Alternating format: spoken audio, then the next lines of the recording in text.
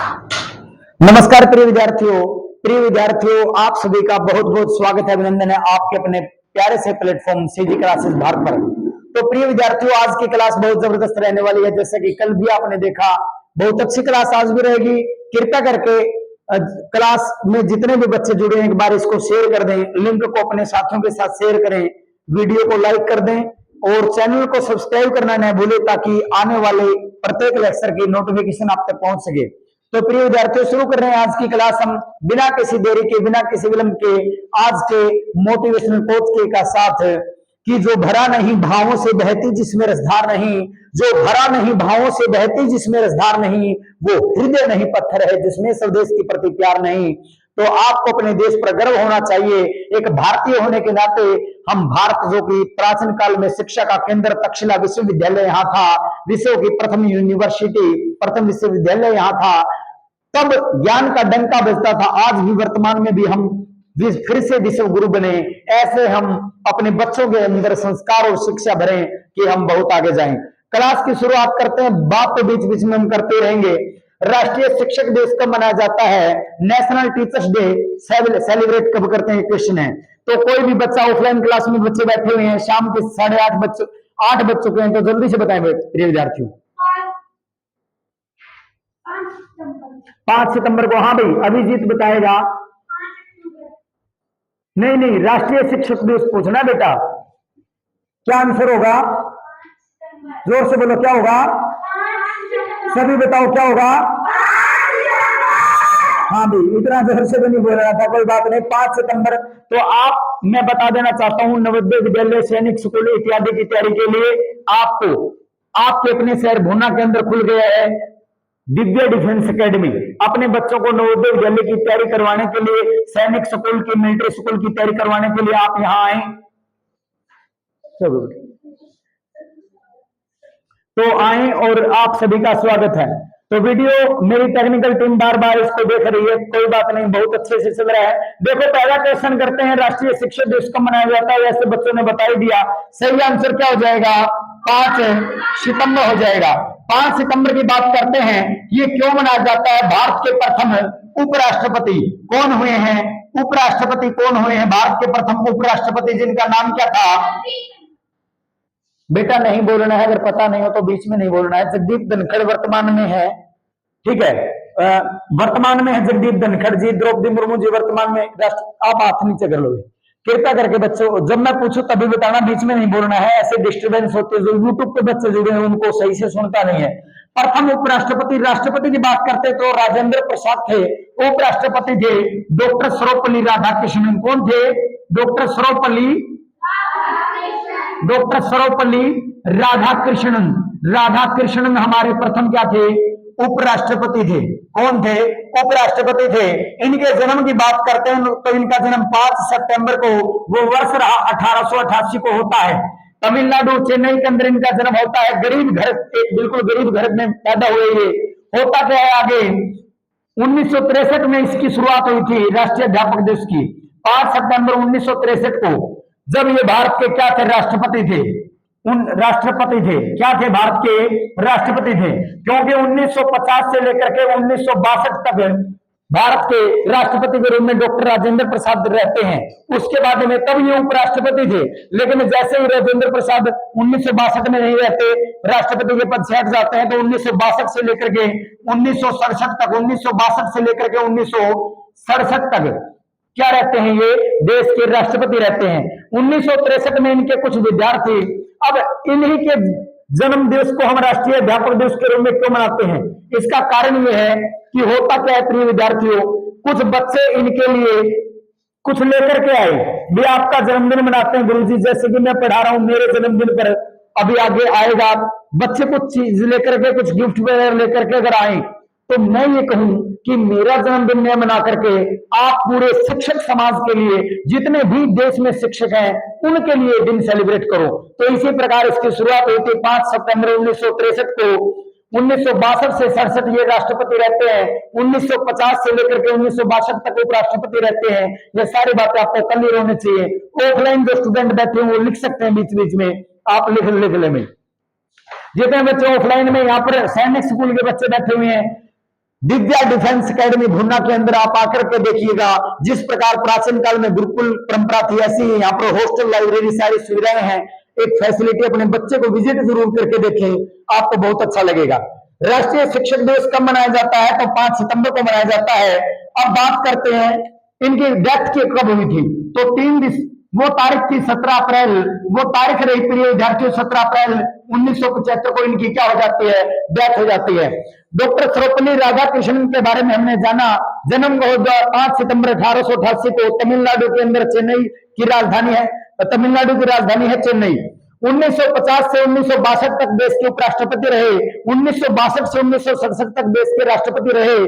5 सितंबर 1963 को कुछ विद्यार्थी इनके लिए कुछ लेके आए कि गुरुजी आपका हम बर्थडे सेलिब्रेट करना चाहते हैं।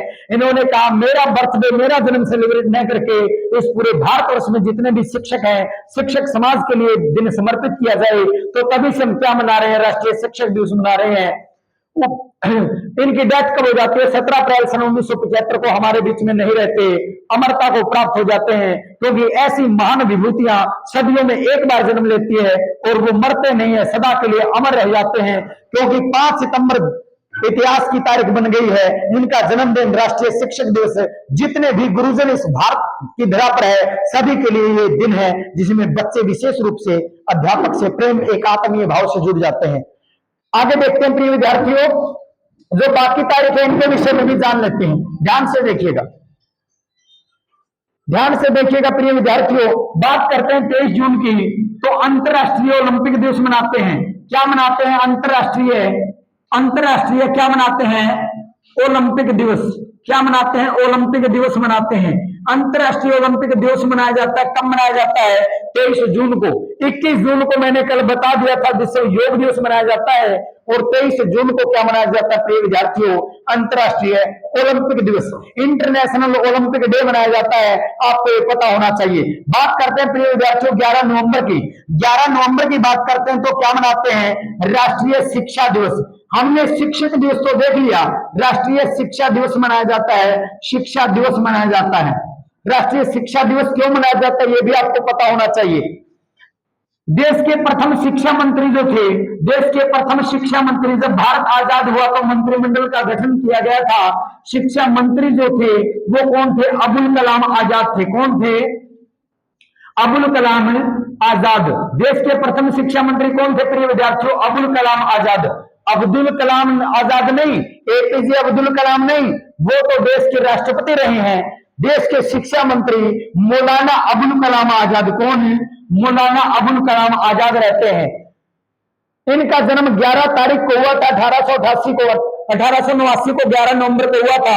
इसीलिए हम प्रत्येक वर्ष इसका शुरुआत कब हुई थी? प्रथम मनाया गया था 2008 में। प्रथम जब कांग्रेस की सरकार हुआ करती थी देश के अंदर, तो घोषणा की गई कि देश के प्रथम शिक्षा मंत्री के जन्मदिन को हम किस रूप में सेलिब्रेट करेंगे? नेशनल एजुकेशन डे के रूप में सेलिब्रेट करेंगे। क्या मनाएंगे हम? National education day. ये टेक्निकल टीम बार बार क्या कर रही है भाई? वीडियो सही चल रही है? बिल्कुल सही चल रही है। अच्छा भाई, प्रथम शिक्षा मंत्री मौलाना अबुल कलाम आजाद के जन्मदिन को हम राष्ट्रीय शिक्षा दिवस के रूप में मनाते हैं। 5 सितंबर को हम राष्ट्रीय अध्यापक दिवस मनाते हैं, नेशनल टीचर्स डे मनाते हैं। राष्ट्रीय अध्यापक दिवस के रूप में हम सेलिब्रेट करते हैं प्रिय विद्यार्थियों। अगर बात करते हैं हम 5 अक्टूबर की, तो विश्व शिक्षक दिवस मनाया जाता है। विश्व शिक्षक दिवस, इंटरनेशनल टीचर्स डे मनाया जाता है, विश्व शिक्षक दिवस मनाया जाता है। पूरे विश्व में जितने भी शिक्षक हैं उनकी याद के लिए, उनके मान सम्मान के लिए यह दिवस मनाया जाता है। तो ये चारों ही तारीख हमने यहां से देख ली। प्रथम शिक्षा मंत्री देश के कौन थे? मौलाना अबुल कलाम आजाद थे। उनका जन्म हुआ 11 नवंबर को, इसीलिए 11 नवंबर को भारत सरकार ने, कांग्रेस की सरकार रही 2004 से लेकर के 14 तक, तो उस समय देश के प्रधानमंत्री कौन होते थे? पता हो तो डॉक्टर मनमोहन सिंह थे। 2014 से लेकर के अब तक देश के लगातार तीसरी बार प्रधानमंत्री बन चुके हैं नरेंद्र दामोदर दास मोदी जी। ये भी आपको पता होना चाहिए। और जब भारत आजाद हुआ उस समय प्रधानमंत्री कौन थे भाई? पंडित जवाहरलाल नेहरू, जो कि लगभग 17 वर्ष लगातार 15 अगस्त 1947 से लेकर के 27 मई 1964 जब तक उनका निधन नहीं हो गया, लगभग 17 सालों वो क्या रहे? देश के प्रधानमंत्री रहते हैं, सबसे लंबा कार्यकाल उनका रहा। उसके बाद बात आती है इंदिरा गांधी की। इंदिरा गांधी 1966 से लेकर के 1977 तक और 1980 से लेकर के 31 अक्टूबर 1984 तक जो भारत की आयरन लेडी कहलाती है। भारत की आयरन लेडी कौन कहलाती है? इंदिरा गांधी। और आयरन मैन, भारत के लौह पुरुष सरदार वल्लभ भाई पटेल को कहा जाता है। ये क्वेश्चन मोस्ट इंपोर्टेंट है प्रिय विद्यार्थियों, यहां से बात क्लियर हो जाती है। एक क्वेश्चन मैं आपसे यहां से पूछ लेना चाहूंगा, आप बताएं इंटरनेशनल बुक्स डे कब मनाया जाता है? अब बात शिक्षा की हो रही है तो आपको बुक्स डे का भी पता होना चाहिए। इंटरनेशनल बुक्स डे कब मनाते हैं ये आपको पता होना चाहिए। जल्दी जल्दी बताएं, अगर जो बच्चे यूट्यूब पर देख रहे हैं। भाई क्या हो रहा है बेटा बार बार में? सर आप आ जाओ आगे, तो सही चल रहा है क्या? ठीक है, क्योंकि भाई हमारे ये बच्चे जो ऑफलाइन में बैठे हुए हैं, पता नहीं टेक्निकल टीम ये थोड़ी दिक्कत आ रही है इसमें, लेकिन कोई बात नहीं, कंटिन्यू क्लास हमारी रहेगी। अब आगे देखिएगा प्रिय विद्यार्थियों, इंटरनेशनल बुक्स डे की बात करते हैं तो वो 23 अप्रैल को मनाते हैं। क्या मनाते हैं? 23 अप्रैल को हम क्या मनाते हैं? World books day. World books day के रूप में सेलिब्रेट करते हैं। जो हम किताबें पढ़ते हैं इनके लिए भी एक दिन होता है इंटरनेशनल या वर्ल्ड बुक डे के रूप में। विश्व पुस्तक दिवस, विश्व पुस्तक दिवस मनाते हैं 23 अप्रैल को। ये भी आपको पता होना चाहिए प्रिय विद्यार्थियों। और बात करते हैं अगर यहाँ 13 अप्रैल की, आपको पता होगा 13 अप्रैल 1919 को एक घटना घटती है भारत के अंदर। मोस्ट इंपोर्टेंट क्वेश्चन है कि जलियांवाला बाग हत्याकांड कब हुआ है, सीधे पूछ लिया जाता है। तो 13 अप्रैल 1919 की वो घटना है। उधम सिंह नाम का एक व्यक्ति होता है, वो बच्चा होता है, उस समय वो जलियांवाले बाग में नहीं मारा जाता, बहुत सी वहां पर मारे जाते हैं। क्योंकि क्या किया अंग्रेजों ने? क्या किया? ये मान लो आपका जलियांवाला बाग है भाई, ये आपका जलियांवाला बाग था। ऐसे यहाँ पर एक कुआं है और चारों ओर सैनिक तैनात कर देता है जनरल ओ डायर। और यहाँ पर एक तंग, मतलब इसका जो गेट है वो बिल्कुल तंग है, बीडीसी गली है, बिल्कुल तंग गेट है। अब होता है यहाँ पर टैंक लगा देता है और चारों ओर से आक्रमण कर देता है, गोलियां बरसवा देता है भीड़ पर, जो भीड़ यहाँ पर इकट्ठी हुई थी। अब आप कहोगे सर भीड़ इकट्ठी क्यों हुई? दो व्यक्ति थे, एक था सैफुद्दीन, एक था सैफुद्दीन किस्नू और एक था डॉक्टर सत्यपाल। ये दोनों ही व्यक्ति भारत की स्वाधीनता के लिए कोशिश कर रहे थे। अंग्रेजों सरकार ने, ये बहुत बड़े मतलब नेता के रूप में थे, लोग इनको फॉलो करते थे, इनको जेल में डाल दिया था। इनकी रिहाई के लिए लोग यहाँ पर जनसभा कर रहे थे, धरने पर बैठे हुए थे। और हुआ क्या, यहाँ पर टैंक लगा दिया, माइकल ओ डायर ने क्या कर दिया, गोलियां चलवा दी। और क्या हुआ, बहुत से लोग मारे गए। लोग जान बचाने के लिए उस कुएं में भी कूद पड़े, यहाँ भी लाशों का ढेर लग गया। ये कुआं कहते हैं भर चुका था। आज भी जलियांवाला बाग ऐसा का ऐसा है, इसकी दीवारों पर गोलियों के निशान है। कहते हैं 1644 राउंड फायर किए गए थे और आज भी एक कुआं वहां पर मौजूद है। ये जलियांवाला बाग वहां पर मौजूद है, चारों दीवारों पर गोलियों के निशान ऐसे कैसे बने हुए हैं। तो कभी मौका मिले तो प्रिय विद्यार्थियों आपको भ्रमण के लिए जलियांवाला बाग दिखा के लाएंगे। अमृतसर के अंदर है, वहां पर स्वर्ण मंदिर, गोल्डन टेम्पल, आपका जो भारत में स्वर्ण मंदिर है वो भी जो गुरु अर्जुन देव ने बनवाया था, सिखों के 5वें गुरु, वो भी अमृतसर के अंदर है। वो भी आपको कभी विजिट करवा के लाएंगे। पंजाब की राजधानी क्या है बच्चों? और हरियाणा की राजधानी भी क्या है? शाबाश, बहुत बढ़िया भाई। आगे देखिएगा प्रिय विद्यार्थियों, विश्व बुक दिवस हमने देख लिया। अगला क्वेश्चन आपके सामने है, जल्दी से। कुंभ का मेला 4 जगह लगता है। कुंभ का मेला कितनी जगह लगता है? वो कौन कौन सी जगह है जो भारत में कुंभ का मेला लगता है? कितनी जगह लगता है वो बताना है। 1, 2, 3 और 4 ऑप्शन आपके सामने है। जल्दी से कितनी जगह, यानी कि वो कौन कौन से स्थान है जहां पर कुंभ का मेला लगता है? जिस बच्चे को सही से पता हो वही बताना, अन्यथा बेटा मत बताना। यूट्यूब पे जितने बच्चे देख रहे हैं क्लास को एक बार शेयर कर दीजिएगा, जल्दी शेयर कीजिएगा और कमेंट करते रहो भाई, कमेंट करते रहो। आपके द्वारा किए गए कमेंट ही हमारा हौसला बढ़ाते हैं। क्लास में क्या कंटेंट डाला जाए, किस विषय पे ज्यादा क्वेश्चन, जो बच्चे आरपीएफ, रेलवे पुलिस की तैयारी कर रहे हैं, हरियाणा पुलिस की तैयारी कर रहे हैं, हरियाणा सीईटी की तैयारी कर रहे हैं, ग्रुप सी और डी, मैं तो कहता हूं एचपीएससी जो बच्चे तैयारी कर रहे हैं, एक्सएस वगैरह की, उनके लिए भी बेनिफिशियल क्लास है, क्योंकि यहीं से क्वेश्चन आते हैं। देखिएगा कुंभ का मेला कितनी जगह लगता है, तो सही आंसर क्या होगा आपका? 4 जगह लगता है। वो 4 जगह कौन कौन सी है, किस स्टेट में पड़ती है और किस नदी के किनारे है, ये हम देखने की कोशिश करेंगे। सबसे पहले मैं लिखूंगा प्रिय विद्यार्थियों स्थान, वो स्थान सबसे पहले यहाँ स्थान लिखूंगा, टेबल बना लिया ऐसे ही। उसके बाद मैं राज्य लिखूंगा और उसके बाद में वो लिखूंगा किस नदी के किनारे, तो कौन सी नदी के किनारे अवस्थित है। सबसे पहला आपका हरिद्वार आता है, क्या आता है? हरिद्वार। उसके बाद में आपका उज्जैन आता है, क्या आता है? उज्जैन। उज्जैन के बाद आपका नासिक आता है और नासिक के बाद आपका प्रयागराज आता है। प्रिय विद्यार्थियों प्रयागराज, प्रयागराज, ये 4 जगह है। अब आप फिलहाल जल्दी जल्दी से कमेंट करके मेरे को ये स्टेट बता दो कि हरिद्वार किस राज्य के अंदर है, उज्जैन किस राज्य के अंदर है, नासिक किस राज्य के अंदर है और प्रयागराज किस राज्य के अंदर है। जल्दी जल्दी कमेंट कीजिएगा प्रिय विद्यार्थियों।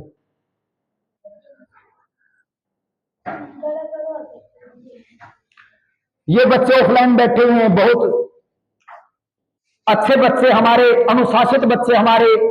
देखो क्लास चल रही है लाइव, लेकिन किसी प्रकार का शोर शराबा नहीं, बिल्कुल अनुशासन, बिल्कुल डिसिप्लिन का यहाँ पर माहौल है। एक बार विजिट जरूर करें दिव्या डिफेंस एकेडमी भुन्ना के अंदर, आप फर्क देखेंगे अपने बच्चे के अंदर। आप अपना बच्चा, आपकी अमानत हमें सौंपिएगा, आपका भविष्य बच्चे का कैसा होगा वो हम तय करेंगे। एक से बढ़कर के एक यहाँ पर जो टीचर है, यहाँ का माहौल देखिए आप, और उसके बाद आपके बच्चे की हम ऐसी तैयारी करवा देंगे कि चाहे बच्चा नवोदय विद्यालय की तैयारी कर रहा हो या वो सैनिक स्कूल की तैयारी कर रहा हो, किसी भी प्रकार की। हम एनएमएमएस का बैच भी शुरू कर रहे हैं, जिसमें 8th में जो बच्चा सरकारी स्कूल में पढ़ता है वही फॉर्म भर सकता है। 9th से लेकर +2 तक 48,000 रुपए मिलेंगे उसको प्रत्येक महीने 1,000 के हिसाब से। तो उसके फॉर्म भरवा करके बच्चे को हमारे पास भेजिएगा, हम आपको विश्वास दिलाते हैं कि बच्चे को वो स्कॉलरशिप अवश्य मिलेगी। पिछली बार हमारे पास 4 बच्चे थे, हमारा परिणाम 100% रहा, 4 में से 4 सिलेक्शन हमने दिए हैं। तो कृपया करके जो बच्चे फॉर्म भर सकते हैं, 48,000 रुपये आपको मिलने हैं, तो विजिट करें। इसके लिए आप 2 दिन का डेमो फ्री है, डेमो क्लास लगा के देखें, फर्क देखें आप। तो शुरू करते हैं भाई, हम कमेंट में जल्दी जल्दी बताएंगे किस राज्य के अंदर है। हरिद्वार आपका उत्तराखंड के अंदर पड़ता है, उत्तराखंड के अंदर पड़ता है। कहां पर पड़ता है? उत्तराखंड के अंदर पड़ता है। कहां पर पड़ता है? उत्तराखंड के अंदर। उज्जैन जो आता है वो मध्य प्रदेश के अंदर है, मध्य प्रदेश के अंदर पड़ता है। उज्जैन मध्य प्रदेश के अंदर है। नासिक आपका महाराष्ट्र के अंदर है, नासिक आपका महाराष्ट्र के अंदर है। और प्रयागराज आपका उत्तर प्रदेश के अंदर पड़ता है। कहां पड़ता है? उत्तर प्रदेश के अंदर पड़ता है। यहां पर मैं राजधानी भी लिखना चाहूंगा प्रिय विद्यार्थियों, राजधानी। अब विद्यार्थी बताएंगे फटाफट, यहां पर नदी लिख लेंगे हम। उत्तराखंड की राजधानी क्या है? क्या है? क्या है प्रिय विद्यार्थियों? तो प्रिय विद्यार्थियों जो YouTube पर देख रहा है वो इसी आवाज से अंदाजा लगा सकता है कि कितने बच्चों की कितनी तैयारी है यहाँ के बच्चों की। मध्य प्रदेश की राजधानी क्या है? मध्य प्रदेश की राजधानी क्या है? भोपाल। ये गुंजायमान आवाज ऐसे ही नहीं है, बच्चों की तैयारी इतनी जबरदस्त करवा रखी है कि सब कुछ उनको कंठस्थ है। आगे देखिएगा, नासिक महाराष्ट्र में, महाराष्ट्र की राजधानी क्या है? कृपया करके बेटा थोड़ा सा आराम से बोलो, क्योंकि इसमें माइक में आवाज जा रही है, आराम से थोड़े से बताना है। आप उत्तर प्रदेश की राजधानी बताओ। लखनऊ। क्या है? लखनऊ है प्रिय विद्यार्थियों। ये आपके बहुत से क्वेश्चन यहां से क्लियर हो गए इस टेबल से। अब बात करते हैं किस नदी के किनारे है। कमेंट सेशन में जल्दी जल्दी से आंसर कीजिएगा कि किस नदी के किनारे है। पढ़ाई से बढ़कर के कुछ भी नहीं है। पढ़े लिखे बिन पशु बराबर जिंदगी बीते भाई, शाने मानस कया करे से अच्छी चीज पढ़ाई। विद्या चीज अनोखी हो से कोन्या चोर चुरावे, विद्या में कोई बांट सके ना भाई खड़े लखावे। या विद्या रहती है दम दौरे ना कोई गहने धरावे, और विद्या चीज खर्च से बढ़ती बिन खर्चे घट जावे। उन विद्वानों की विद्या कारण ऊंची शान बताई, और शाने मानस कया करे से अच्छी चीज पढ़ाई। पढ़े लिखे बिन सब ने आवे बात करने का ज्ञान नहीं, पढ़े लिखे बिन बिजनेस को ना चल कोई दुकान नहीं। पढ़े लिखे बिन नहीं नौकरी, बिना पढ़े सम्मान नहीं। और पढ़े लिखे बिन देश विदेश में घूम सके इंसान नहीं। अनपढ़ की कोई कदर करे ना, के मारे न्यूए बकाई। और शाने मानस क्या करे से अच्छी चीज पढ़ाई। पढ़े लिखे बिन ना खेती मरती मुश्किल काम चलाना हो, पढ़े लिखे बिन याद ना आए जब भी सपरा लेना हो, पढ़े लिखे बिन ध्यान ना आए खाद भी जब लेना हो, और पढ़े लिखे बिन हिसाब ना आए फिर लोगों पे करवाना हो। अनपढ़ ने ये मूर्ख कह के बोले लोग लुगाई, और शाने मानस क्या तरह से अच्छी चीज पढ़ाई। अंतिम मंत्र है, आप पढ़े मैं पढ़े प्रिय जितने भी अभिभावक जुड़े हुए हैं उनको मैं आह्वान करूंगा कि दिव्य डिफेंस अकेडमी में आप अपने बच्चों को भेजे। हम नहीं पढ़े कोई बात नहीं, अपने बच्चों का तो स्वर्णिम भविष्य बना ही सकते हैं। कि हाथ जोड़कर अर्ज करूं सू, हाथ जोड़ के अर्ज करूं सू इतना कहन पुगाइयो, मात पिता अपने बालका ने ला के जोर पढ़ाइयो, वर्दी फीस किताब बालका की पहुंचाइयो, इंजीनियर वैज्ञानिक और लेखक बढ़िया कवि बनाइयो, कह जीत सिंह ज्ञान की राई पे उसने पाई, और शाने मानस क्या करें से अच्छी चीज पढ़ाई, पढ़े लिखे बिना पशु बराबर जिंदगी बीते भाई। तालियां ठोक दो भाई।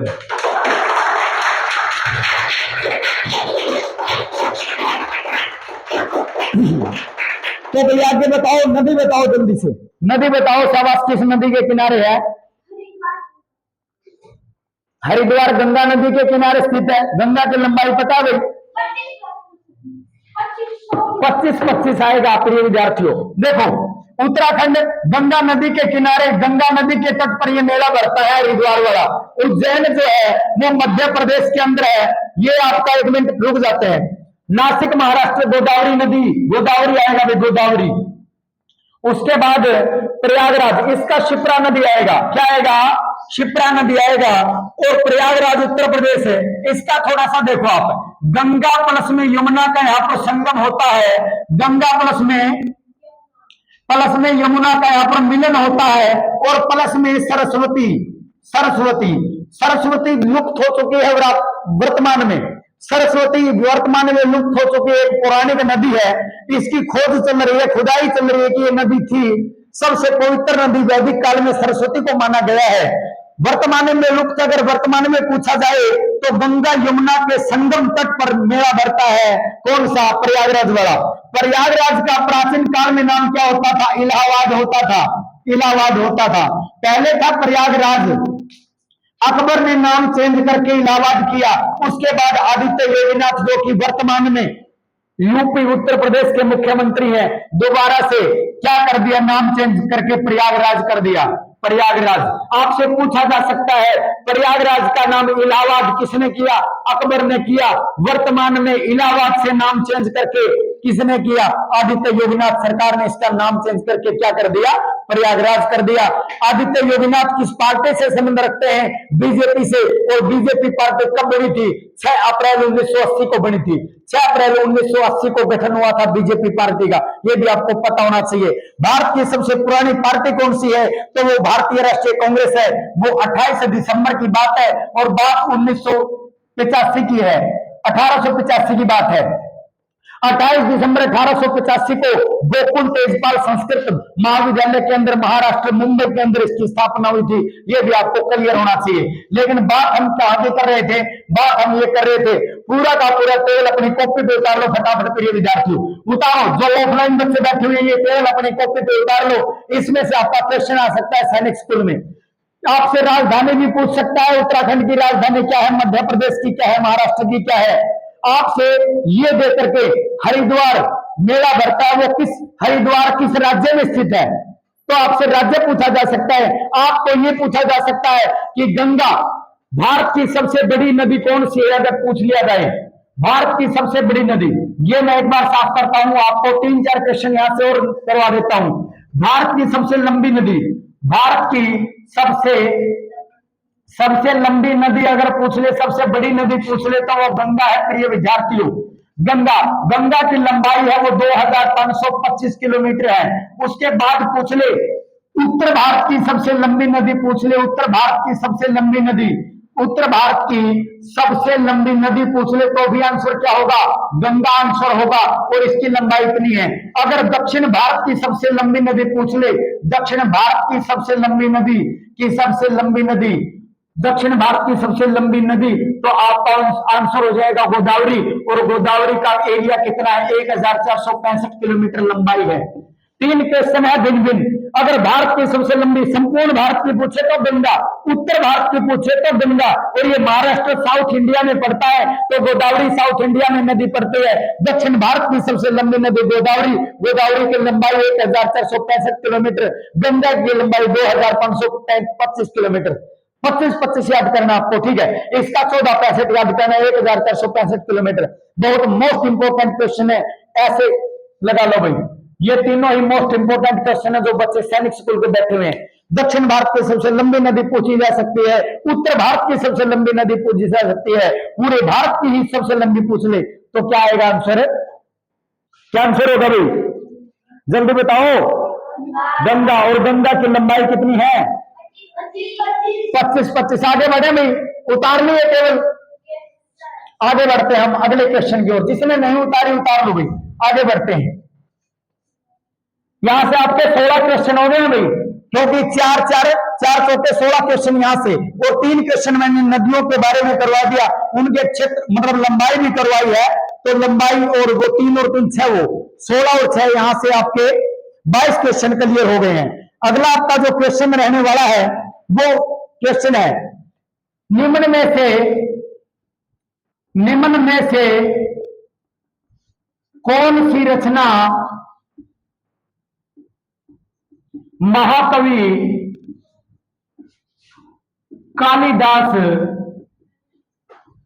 की नहीं है? आपके सामने आंसर है पंचतंत्र, उसके बाद है अभिज्ञान शाकुंतलम,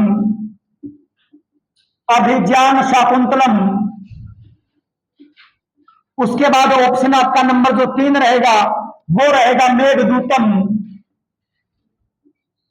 उसके बाद आंसर रहेगा रघुवंशम। एक ऑप्शन नंबर 5 आपका जो आएगा मालविका अग्नि मित्रम। किसी को पता हो तो जल्दी से आंसर करें। यूट्यूब पे जो बच्चे देख रहे हैं, 5 ऑप्शन आपके सामने है, आपको वो रचना पहचाननी है जो महाकवि कालिदास की नहीं है। इनमें से 4 रचनाएं तो 4 पुस्तकें तो लिखी कालिदास ने है, आपको उस पुस्तक को पहचानना है जो कालिदास की नहीं है। तो क्या आंसर होगा भाई?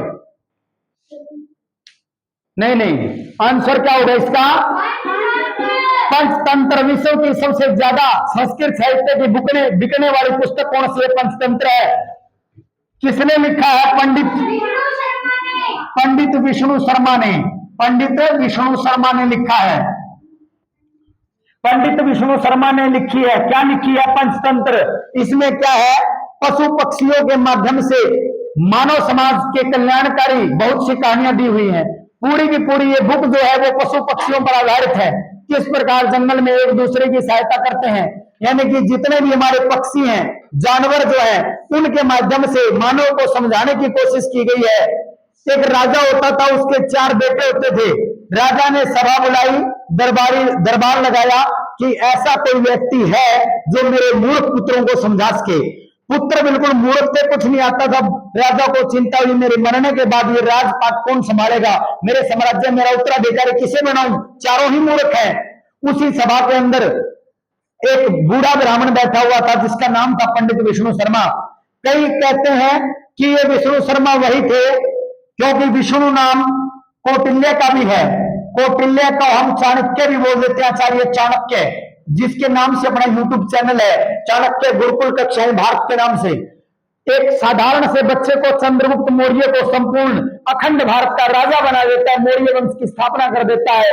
क्योंकि गुरु कभी साधारण नहीं होता, गुरु कभी साधारण नहीं होता। राष्ट्र का निर्माण और प्रलय गुरु के हाथ में होता है। तो इतने महान गुरु हुए हैं। धनानंद जो कि नंद वंश का अंतिम शासक था, इसकी शिखा को पकड़ करके, मतलब चोटी को पकड़ करके महल से बाहर घसीट के इसको डाल दिया गया था सैनिकों को कहला करके। लेकिन क्या किया इसने? उस समय प्रण किया कि मैं अपनी शिखा को गांठ नहीं मारूंगा, गांठ नहीं बांधूंगा जब तक नंद वंश का समूल विनाश न कर दूं। इसने ऐसा करके भी दिखाया। आचार्य चाणक्य ने ऐसा करके भी दिखाया। और क्या कर दिया? नंद वंश का अंत कर दिया और भारत पर कौन बैठा दिया? चंद्रगुप्त मौर्य। अब आगे देखिएगा प्रिय विद्यार्थियों, ये चारों ही रचनाएं किसकी है? कालिदास की है। पंचतंत्र किसकी है? पंडित विष्णु शर्मा की है। अब देखते हैं प्रिय विद्यार्थियों, हम ध्यान से देखिएगा प्रिय विद्यार्थियों, ध्यान से देखिएगा। कुछ रचनाएं हैं जो पिछले पेपरों में आई हैं, आप सैनिक स्कूल के जो पेपर हुआ है उसमें आई हुई है, एनएमएमएस के पेपर में आई हुई है। यहां पर लिखते हैं महाकवि कालिदास की रचनाएं। महाकवि कालिदास, महाकवि कालिदास की प्रमुख रचनाएं। वैसे तो कहते हैं कई रचनाएं थी, लेकिन 7 ही प्रमुख थी। वो कौन कौन से थे? 3 तो थे नाटक, 3 नाटक है। कौन कौन से हैं? ध्यान से देखिएगा। एक है अभिज्ञान शाकुंतलम। क्या है? अभी साथ के साथ लिख लो भाई, अभिज्ञान शाकुंतलम, शाकुंतलम, अभिज्ञान शाकुंतलम। दूसरा है मालविका, मालविक, मालविका अग्निमित्रम, अग्निमित्रम। तीसरा है विकर्मो, विकर्मो, विकर्मो, विकर्मो उर्वशीयम है, विकर्मो उर्वशीयम है। 3 क्या है ये? इनके नाटक है। 3 क्या है? इनके नाटक है भाई। सबसे प्रसिद्ध इनकी रचना अभिज्ञान शाकुंतलम है। राजा दुष्यंत और शकुंतला के बारे में वर्णन है, जिनका पुत्र था भरत, और उसी भरत के नाम पर अपने देश का नाम क्या पड़ा है? भारत पड़ा है। राजा भरत किसका पुत्र था? दुष्यंत और शकुंतला का। तो शकुंतला रानी राजा दुष्यंत राजा हस्तिनापुर के राजा थे, उनका पुत्र था भरत, और भरत के नाम पर अपना देश का नाम भारत पड़ा है। प्रिय विद्यार्थियों, अब बात करते हैं महाकाव्य की। 2 इनके महाकाव्य हैं। क्या है? महाकाव्य हैं रघुवंशम और कुमार संभवम, कुमार संभवम, कुमार संभवम। ये 2 इनके क्या है? महाकाव्य है। 2 इनके गीति काव्य हैं। क्या है? गीति काव्य, यानी कि छोटे ही पुस्तकें हैं 2। तो ये है मेघदूतम, मेघदूतम और ऋतु सहारम। क्या है? ऋतु सहारम। ये इनकी 2 गीति काव्य है। गीति का मतलब गाए जाने वाले काव्य हैं, छोटी छोटी रचनाएं हैं। 150 श्लोक लगभग इनमें है। इसमें 144 है, इसमें 154 के करीब श्लोक है। अब इनका विषय क्या है? अभिज्ञान शाकुंतलम में राजा दुष्यंत और रानी शकुंतला का वर्णन है। मालविक राजा और अग्निमित्र राजा और मालविका का वर्णन है इस नाटक में। विक्रम राजा है, उर्वशी रानी है, उनका वर्णन है। रघुवंशम में रघुकुल के जो वंश हुआ, रघुकुल रीति सदा चली आई, प्राण जाए पर वचन न जाई। रघुकुल का वर्णन है राजा राम, उसके पिता राजा दशरथ, उसके पिता राजा अज, यानी कि अज का पुत्र था राजा दशरथ, राजा दशरथ का पुत्र था राम। 3 रानियां थी, कौशल्या, सुमित्रा और केकई। जो कौशल्या की जो रानी थी उससे पुत्र रत्न प्राप्त हुआ, वो राम था। सुमित्रा के 2 पुत्र थे, लक्ष्मण और शत्रुघ्न, और केकई का पुत्र था भरत। इस प्रकार 4 पुत्र थे राजा दशरथ के। तो इस प्रकार आपको पता होना चाहिए भाई। मेघदूतम ऋतु सारम, इसमें किसका वर्णन है? रघुकुल का, राम के पूरे जितना भी जो वंश हुआ उसका वर्णन रघुवंशम में है। कुमार संभवम, एक पुत्र है, एक तो है गणेश पुत्र शिव जी के, एक है कार्तिकेय, दूसरे पुत्र का क्या नाम है? कार्तिकेय। अब कार्तिकेय के जन्म का वर्णन कुमार संभवम, कुमार की संभावना इसमें बताई गई है। भगवान शिव शंकर के पुत्र कार्तिकेय के जन्म के विषय में वर्णन है। जब वो गर्भ के अंदर था तभी से उसका वर्णन है कि किस प्रकार चर्चाएं चली पार्वती और महादेव की, तो उसके जन्म के बारे में बताया गया है। कार्तिकेय इसका विषय है। गीति काव्य मेघदूत, एक यक्ष होता है, एक यक्षिणी होती है, उन दोनों का संदेश, मेघ माने बादल होता है, मेघ को दूत बना करके भेजता है यक्ष, यक्षिणी यक्ष के पास। इसमें ऋतु सार 6 ऋतुएं होती हैं, 6 की 6 ऋतुओं का वर्णन है ऋतु सार के अंदर। तो यह भी पूछा जा सकता है मेघदूतम रचना का विषय क्या रहा? यक्ष और यक्षिणी की प्रेम कथा या उनका वर्णन। अभिज्ञान शाकुंतलम में किसका वर्णन है? किस राजा का वर्णन है? तो हस्तिनापुर के राजा दुष्यंत और रानी शकुंतला के पुत्र भरत का भी वर्णन है। ये आपको पता होना चाहिए। अब बात करते हैं हम, ये याद हो गई। ये भी पूछा जा सकता है अभिज्ञान शाकुंतलम किस प्रकार की रचना है? नाटक है, महाकाव्य है, गीति काव्य है, खंड काव्य है, कुछ भी पूछा जा सकता है ऑप्शन दे करके। तो ये आपको याद रहना है। आगे देखिएगा प्रिय विद्यार्थियों, अगला जो क्वेश्चन अपना रहने वाला है इसी में से करेंगे हम। राजा हर्षवर्धन की रचनाएं पूछ ली जाती हैं। राजा हर्षवर्धन की बात करें तो वो तारीख थी 4 जून और वो सन था 590 ईस्वी, जब पैदा हुए थे कौन? हर्षवर्धन। कौन पैदा हुए? हर्षवर्धन। इनके जो पिता का नाम था वो था प्रभाकर वर्धन। या मैं ऐसे लिखूंगा, ऐसे आपको समझ में नहीं आएगा। ये है आपके प्रभाकर वर्धन। प्रभाकर वर्धन। इनकी पत्नी का नाम था यशोमती। यशोमती नाम था इनका। जो इनके 3 संतान थे भाई।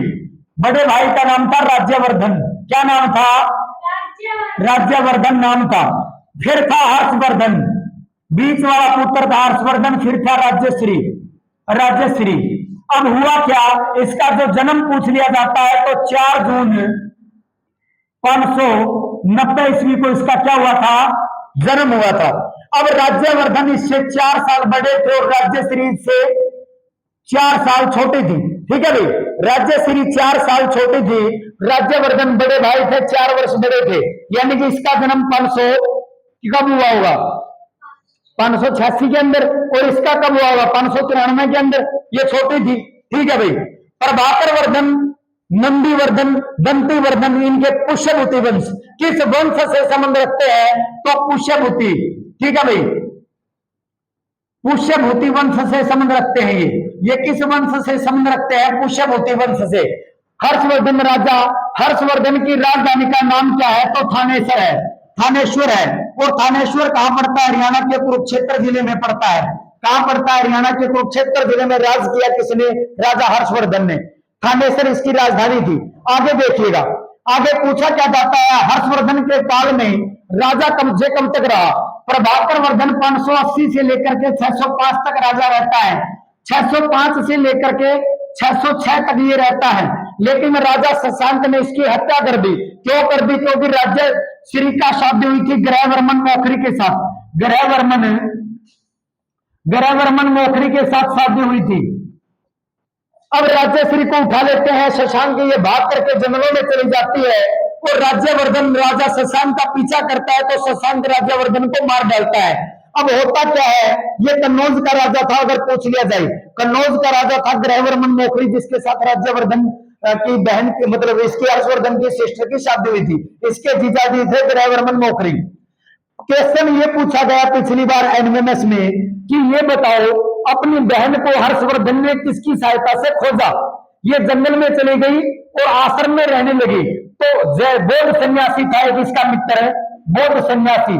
बौद्ध सन्यासी इसका मित्र था, उसका नाम था दिवाकर मित्र। दिवाकर मित्र, दिवाकर मित्र की सहायता से अपनी बहन को खोजने में सफल रहा। हर्षवर्धन का टाइम पीरियड 606 से लेकर के 647 ईस्वी है प्रिय विद्यार्थियों, तब तक राज किया। इसके काल में हवेन सांग चीनी यात्री भारत आया। हवेन सांग नामक चीनी व्यक्ति भारत आया। उसने एक बुक लिखी थी शी यू की बुक लिखी थी। इसका हिंदी में क्या नाम है? पश्चिम का वृत्तांत। पश्चिम का वृत्तांत। पश्चिम का वृत्तांत इसकी हिंदी क्या बनेगी? शीयू की। चाइनीज लैंग्वेज में शीयू की इसकी बुक बोली जाती है। आपका ऐसे ही आएगा शीयू की, पश्चिम का वृत्तांत नहीं आएगा। लेकिन हिंदी होती क्या है? चाइनीज की अगर हम ट्रांसलेट हिंदी में करें तो पश्चिम का वृत्तांत इस बुक का नाम है। इसको क्या बोला जाता है? यात्रियों का राजकुमार। यात्रियों का राजकुमार किस विदेशी यात्री को बोला गया है? तो ये है हवेन सांग को। इसको नीति का पंडित भी बोला जाता है। नीति का पंडित भी बोला जाता है। पूछा जा सकता है नीति का पंडित किस विदेशी यात्री को बोला जाता है, या फिर यात्रियों का राजकुमार किस व्यक्ति को जाना जाता है? तो वो व्यक्ति कौन है? हवेन सांग। अब हवेन सांग की पुस्तक का नाम आपको पता चल गया, राज्य राजधानी का पता चल गया। राज्यवर्धन 605 से 606 रहे, एक ही बार फिर शशांक ने इसकी हत्या कर दी थी। आगे देखिएगा भाई, हर्षवर्धन की रचनाओं के बारे में देखिएगा। हर्षवर्धन की पुस्तक, इसने 3 पुस्तकें लिखी थी, 3 नाटक लिखे थे इसने भी। रत्नावली, नागानंद, प्रियदर्शनी। प्रियदर्शिका भी लिखा जाता है, प्रियदर्शनी भी लिखा लगता है, वो देख लेना आप। कई जगह कई बुक में प्रियदर्शिका, ये प्रियदर्शनी, कई जगह प्रियदर्शिका। दर्शिका मिलता है।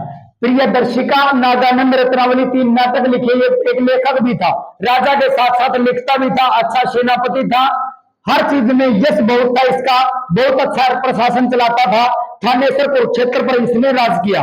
इसका एक दरबारी कविता बहुत प्रसिद्ध ये आता है, बाण भट्ट। कौन था? पंडित वाण भट्ट। पंडित वाण भट्ट इसका दरबारी कविता, इसकी 2 रचनाएं हैं। कादम्बरी, कादम्बरी इनका नाटक है, एक है हर्षचरित। हर्षचरित के अंदर पुष्यभूति वंश का वर्णन मिलता है। हर कादम्बरी के अंदर किसी का चर्चा हो, मैं फिर कभी आपको बताऊंगा, ये प्रणय कथा है। और हर्षचरित में राजा हर्ष की जितने भी हुए, राजा हर्ष के पिता का नाम जैसे कि प्रभाकर वर्धन हो गया, फिर राज्यवर्धन, नंदीवर्धन, इस प्रकार इनका जो परिवार था पुष्यभूति वंश का, वो उसका पूरे के पूरे चर्चा मिलता है हर्षचरित में। यानी कि केवल राजा हर्ष का वर्णन नहीं है, इनकी पिछली पीढ़ियों का भी इसमें वर्णन किया गया है। तो मेरे ख्याल से आज की क्लास इतने क्वेश्चन आप कर पाओगे। आज की क्लास इतना ही, बाकी हम कल करेंगे। 1-2 क्वेश्चन लास्ट में जाते जाते मैं आपको बता देना चाहूंगा, हरियाणा सरकार ने एक योजना शुरू की है जिसके तहत क्या है, कोई भी किसान है अपने खेत में ज्वार बोता, हरा चारा बोता है, वो गौशाला में डाल आए और उसको पर एकड़ 10,000 रुपए सरकार देगी। कितने देगी? इकाई, दाई, सैकड़ा, हजार, 10,000 रुपए देगी अगर वो अपने निकट गौशाला में डाल के आता है। ये बहुत अच्छा कार्य किया सरकार ने, क्योंकि कई तो समाज सेवा कर देते हैं लेकिन कई नहीं करते। हरियाणा सरकार, अब मान लो आप कहोगे सर किसी के 100 किले हैं, 100 एकड़ है, तो वो क्या करे, वो तो 100 एकड़ में बीज देगा। अब 100 एकड़ का तो बहुत पैसा हो गया, 1 लाख 10 एकड़ का कितना हो गया, 1 लाख ये 10 लाख रुपए हो गए 100 एकड़ के। तो ऐसा नहीं है, सरकार ने सीमा निर्धारित कर दी है, अधिकतम 10 एकड़ का ही आप फॉर्म भर सकते हो। जो फॉर्म भरोगे, ऑनलाइन फॉर्म भरे जाएंगे, 10 एकड़ में ही आप हरा चारा बीज करके और फॉर्म भर सकते हो, आपको 1 लाख रुपया मिलेगा। ठीक है, आपको 1 लाख रुपया मिलेगा। 10 एकड़ अधिकतम आप बो सकते हो, आपकी समाज सेवा भी हो गई, गौ माता को आपका चारा भी मिल गया, और क्या हो गया, आपका खर्चा भी निकल गया। इतने लगते हैं, इतने लगते ही नहीं है, ज्वार का बीज 1 एकड़ में, खाद बीज जो भी आप गौशाला वाले अपने आप ले जाएंगे, तो इस प्रकार वो होता है। ठीक है, ये एक योजना है। दूसरा क्वेश्चन एक और आपको मैं महत्वपूर्ण बताने जा रहा हूं, वो ध्यान से सुनिएगा। हरियाणा राज्य ने हैप्पी कार्ड योजना की शुरुआत की है, जिसके तहत जिनकी फैमिली एवरेज इनकम 1,80,000 से कम है, वो 1000 किलोमीटर सालाना, यानी कि अगर फैमिली मेंबर 5 है तो 500 का बन सकता है, 1000 किलोमीटर तक सरकारी रोडवेज बस में फ्री यात्रा करेगा। क्या करेगा? फ्री यात्रा करेगा। वो कारण दिखाएगा, मान लो यहां से हिसार जाना है, हिसार का किराया है 50 रुपए, जाना आना करेगा तो 100 रुपए होगा, तो वो कार्ड दिखाएगा। वो कार्ड आजकल बसों में ऑनलाइन टिकट कटने लगी है, वो स्कैन हो जाएंगे और वहां से उसके, मान लो 50 किलोमीटर है हिसार यहां से, तो 100 किलोमीटर मतलब वो कट जाएंगे, उसके रह जाएंगे 900 किलोमीटर। फिर तो साल में ये लिमिट है। जिस प्रकार आयुष्मान कार्ड बनता है 5 लाख तक का सालाना इलाज मुफ्त है, उसी प्रकार इस कार्ड में जैसे आप यात्रा करोगे आपका वो स्कैन होकर के इतना वो किलोमीटर कट जाएगा, बाकी बच जाएगा। तो ये भी आप बनवा सकते हो। इसका कार्ड का नाम है हैप्पी कार्ड। Happy card. एक क्वेश्चन और बता देता हूं, अब जो 21 जून को योग दिवस मनाया गया, वह हरियाणा में राज्य स्तरीय प्रोग्राम कहां किया गया? ये बहुत ही महत्वपूर्ण क्वेश्चन है। राज्य स्तरीय कार्यक्रम कहां आयोजित हुआ? तो महावीर स्टेडियम हिसार के अंदर। महावीर स्टेडियम है हिसार के अंदर क्या हुआ? राज्य स्तरीय कार्यक्रम हुआ। बताने को बहुत कुछ है प्रिय विद्यार्थियों, कल की क्लास में मिलते हैं इसी के साथ कि कदम कदम पर मिले सफलता, कदम कदम पर मिले सफलता, डगर डगर उत्थान मिले और खुशियां मिले हर पल आपको, सदियों तक पहचान मिले, सदियों तक पहचान मिले आपके स्वर्णिम भविष्य के लिए। इसी के साथ कल शाम को इसी समय 8:15 पर फिर मुलाकात होगी। तब तक के लिए इजाजत चाहता हूं। जय हिंद, जय भारत, वंदे मातरम। धन्यवाद।